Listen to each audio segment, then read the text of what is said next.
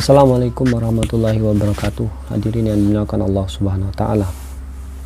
Lagi dan lagi kita ingatkan bahwa kebahagiaan, kesuksesan, kejayaan hidup di dunia maupun di akhirat yaitu dengan mengamalkan agama secara sempurna, yaitu dengan mengikuti jalannya baginda Nabi Muhammad sallallahu alaihi wasallam dan juga jalannya para sahabat radhiyallahu anhum ajma'in.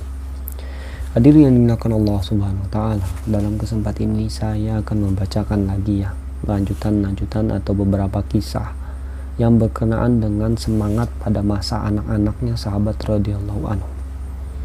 Ya, tapi sebelum itu seperti biasa adab majelis tetap kita jaga, yaitu berwudu agar kita mendapatkan keberkahan dalam menuntut ilmu. Bismillah, kisah ke-8. Kisah wafatnya ayah Abu Sa'id Al-Khudri radhiyallahu anhu. Abu Sa'id Al-Khudri radhiyallahu an berkata, "Aku mendaftarkan diri untuk mengikuti perang Uhud. Saat itu usiaku 13 tahun. Tetapi Nabi Shallallahu alaihi wasallam tidak mengizinkan ayahku mengusulkan kepada Nabi Shallallahu alaihi wasallam." Ayahku, kata sahabat tadi, mengusulkan kepada Nabi Shallallahu alaihi wasallam sambil berkata, "Kekuatannya bagus dan tulangnya besar." Ya. Rasulullah SAW melihatku dari atas sampai bawah, lalu menunduk kembali. Akhirnya karena umurku masih kanak-kanak, aku tetap belum diizinkan ikut serta. Namun ayahku ikut dalam pertempuran itu hingga mati syahid. Ya. Dan ia tidak meninggalkan harta sedikit pun. Ya. Suatu ketika aku mendatangi majelis Rasulullah SAW untuk meminta sesuatu. Beliau melihatku dan bersabda, "Barang siapa meminta kesabaran, maka ia akan diberikan kesabaran. Dan barang siapa meminta kesucian, maka Allah akan memberikannya kesucian. Dan barang siapa meminta kekayaan, maka ia akan diberi kekayaan." Setelah mendengar sabda Nabi Shallallahu alaihi wasallam itu, aku tidak jadi meminta kepada beliau. Aku kembali dengan diam-diam. Ya. Di sahabat itu ketika mendengar perkataan atau sabda Nabi SAW, dia langsung kembali dengan diam-diam. Dan pada masa-masa selanjutnya Allah telah mengaruniakan kepada sahabat yang masih muda ini derajat yang mulia sebagai seorang ulama yang tiada bandingannya. Ya.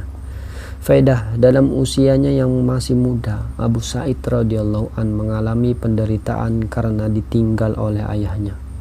Tetapi ketika ia mendengar nasihat Nabi Shallallahu alaihi wasallam secara umum, dengan diam-diam ia pergi meninggalkan majelis tersebut dan tidak mengadukan penderitaannya kepada siapapun. Dewasa ini, adakah orang dewasa yang berbuat seperti ini? Pada hakikatnya inilah yang menjadi penyebab Allah Subhanahu wa taala memilih orang-orang yang berada di sisi Nabi Shallallahu alaihi wasallam sebagai manusia pilihan. Karena mereka memang ahlinya. Untuk itu Nabi Shallallahu alaihi wasallam bersabda pada penutup kitab ini, Allah telah memilih para sahabat di antara seluruh umat manusia.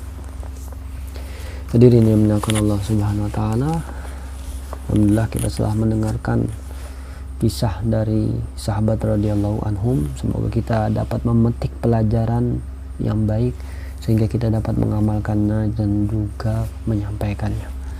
Saya mohon maaf apabila ada salah kata dan perbuatan.